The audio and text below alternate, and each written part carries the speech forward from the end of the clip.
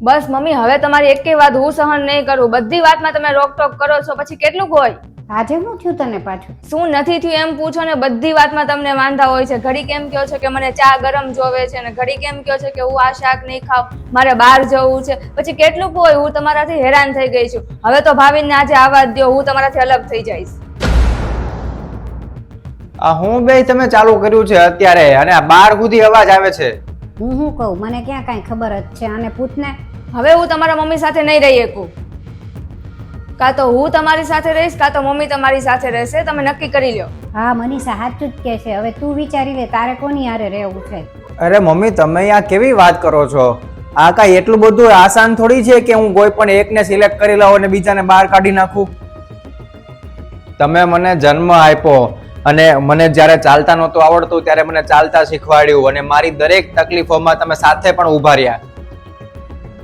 અને તે મનીષા, તારા મા બાપ છોડીને તું અહીંયા આવી છો કોની માટે? મારી માટે, કે મારી સાથે તું રહી શકે અને આખી જિંદગી તું જીવી શકે.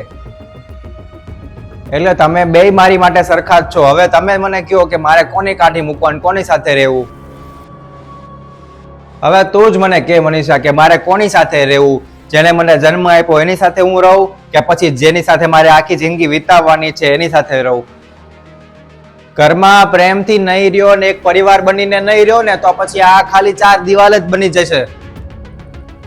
અરે કાંઈક તો બોલો. કાં તો હું તમારા બેય સાથે રહી શકું, કાં તો પછી ક્યાંય એકેય સાથે નહીં. એટલે મને એવું લાગે છે કે તમારી બેય પાસે જવાબ નથી.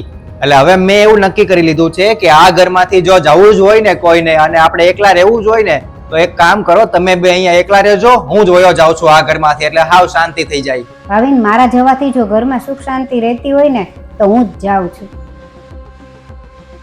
અને છોકરાઓની ખુશી હોય ને એમાં જ માની ખુશી હોય, એટલે હું જાઉં. મમ્મી મને માફ કરી દો, બધી ભૂલ મારી જ હતી. મેં જ તમને એટલું બધું સંભળાયું ને કીધું.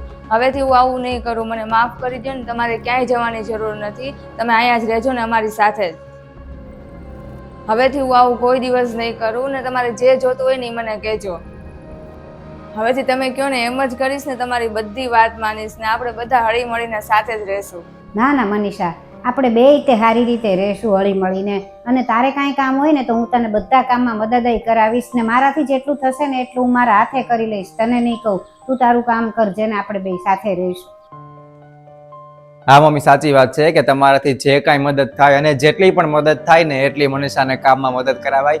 અને હું તો હંમેશા એમ જ કહું છું બધા માટે, બધા જ પરિવાર માટે, કે જ્યારે પણ વહુ ઘરમાં આવે ને લગ્ન પછી, એ પછી બધું જ કામ એના માથે ન નાખવું જોઈએ.